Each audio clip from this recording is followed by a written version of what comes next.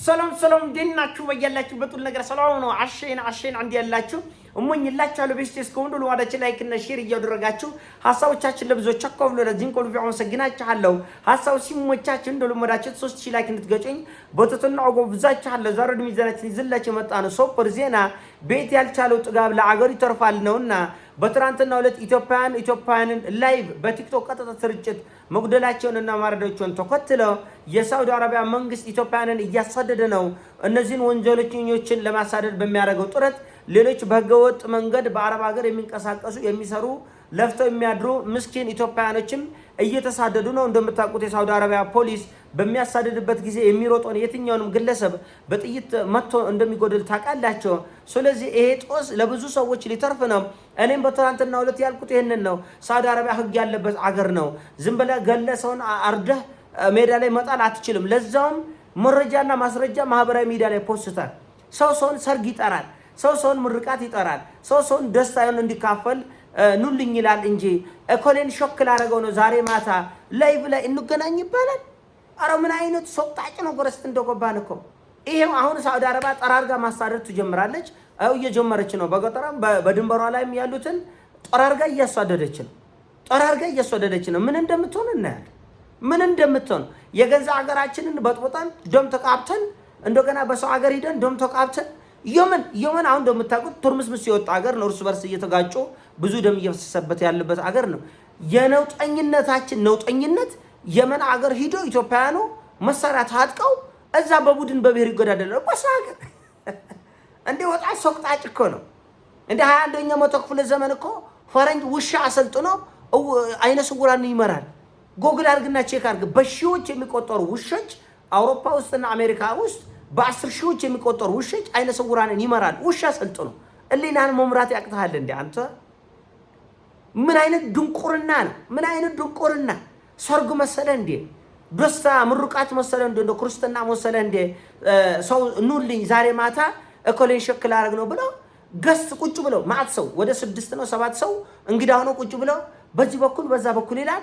ከታች አበባ ይሰጣል፣ ኮፒ ሊንክ ያደርጋል፣ ሼር ያደርጋል። አውረት ሰው ተሰቆጥጣላችሁ። አሁን ማን ነው የሚፈርደው? ሳውዲ አረቢያ መላ ኢትዮጵያ አንድ ሉክም ብለህ ጥርግርግ ብለህ ውጣልኝ ብትል ማን ነው አሁን ሳውዲ ላይ የሚፈርደው? ማን ነው? ታስፈራላችሁ እኮ፣ ታስደነግጣለህ እኮ። ሰው ወንድሙን ሸክ የሚያደርግ ከሆነ ሌላውን እንዴት አድርጎ ይምረዋል ነው። አሁን እኮ ሳውዲ ህጭ ፈሩ እኮ። ለእነዚህ ኢትዮጵያኖች ለዛው በቀጥታ ሰሮች እርስ በርስ የሚጎዳደለ ለእኛ አይምሩንም ነው የሚሉት። ለእኛ አይምሩንም ነው የሚሉት። አንድ ሰው የሚያደርገው ሁለት ሰው የሚያደርገው ያስፈራል እኮ፣ ያንቆጠቅጣል እኮ፣ ያስፈራል እኮ። እኛ ሆነን ነው እኮ ምንም አልመስል ያለው እኮ እኛ ሆነን ነው እኮ። እና አሜሪካ በትራንትና ሁለት 5000 ኢትዮጵያ ይውጡልኝ አለች። ይውጡልኝ በቃ 5000 ኢትዮጵያውያን። ደቡብ አፍሪካ እንደዚሁ በሺዎች የሚቆጠሩ ኢትዮጵያን ልቅምቅም ብላችሁ ውጡልኝ አለች። እሺ ባለፈው ደቡብ አፍሪካ ላይ እነዛ ኢትዮጵያኖች ሲገደሉ እኔ ምን አልኩ? አረ ምን ይገርማል፣ እኛ እርስ በርሳችን በየሰፈሩ በየቦታው በሄድንበት ሁሉ የምንገዳደል እኛ ነን። አረ ምንም ለመናገር አፍም የለን አልኩኝ። እውነቴን ነው። እንደምታዩት ነው በሀገራችን በየቀበሌው በየወረዳ መተራረድ፣ መገዳደል፣ በሰው አገር ሄዶ መገዳደል ወንጀዋጫ። ሶማሌላንድ በአቅማ ውጡ አለች እኮ ወገኔ። ሶማሌላንድ ትልቅ ታሪክ ትልቅ ማንነት የነበረው ህዝብ ተዋርዶ ጭንቅላቱ በዚህ ደረጃ ዘቅጦ በሰው አገር ሲጨፋጨፍ ሰሞኑን ብቻ ከተገደሉ ሰዎች እና የደረሰኝ ቪዲዮዎች ወደ 7 ይሆናል። ሰቅጣጭ ቪዲዮዎች በቃ ሰቅጣጭ ምግብ መብላት ራሱ ያቅታል። ውሃ መጠጣት ይዘጉንናል። ይሄን ታይቶ ማለት ነው። እና እንደዚህ ያለ ሰቅጣጭ ነው ጎረስት በሰው አገር አንተ ዶንቆር አንተ ፎከታ እኮካም ያለው ሰው አገር ነው እንዴ? ምን አይነት ድንቁርና ነው? ምን አይነት ድንቁርና! ይሄው ጦሳችሁ ለሌላው ተረፈ።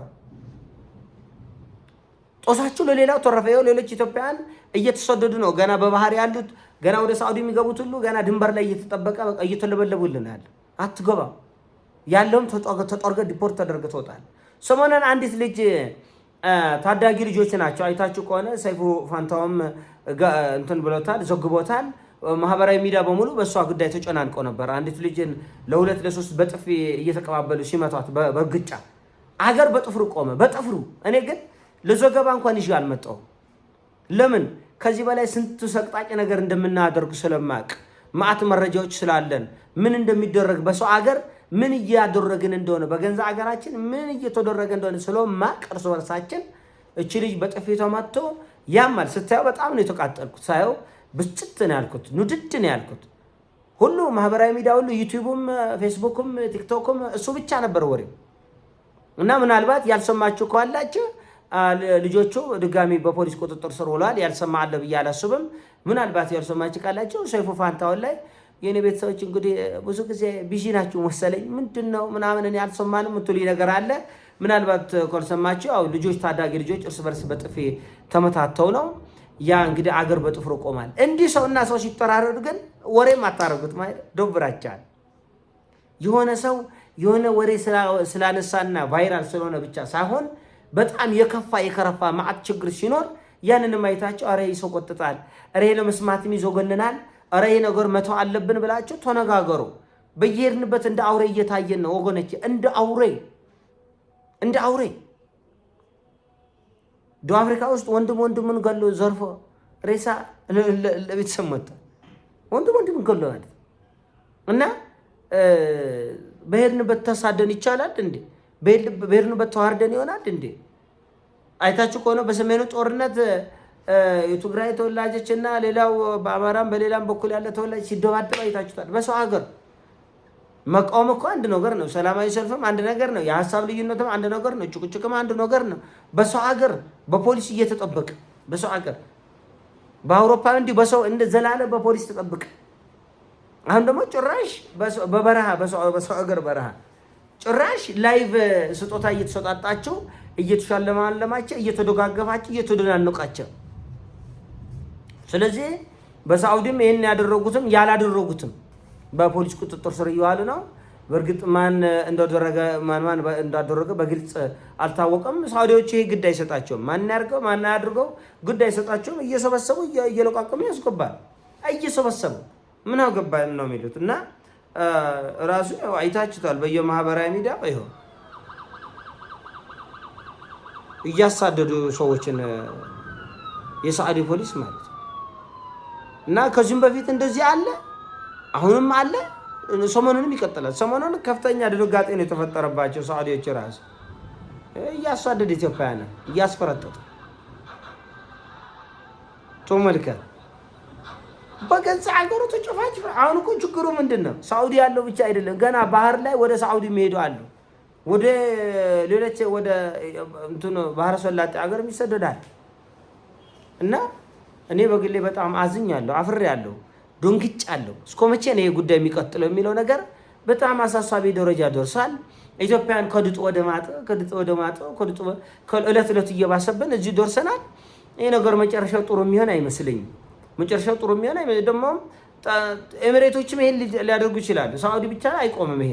በኳታርም በባህሬንም በሊባኖስም ያሉ ኢትዮጵያውያን ሊባረሩ ይችላሉ። እንደዚህ እርስ በርስ በሰው ሀገር የምንገዳደል ከሆነ ፍርሃት ይመጣል።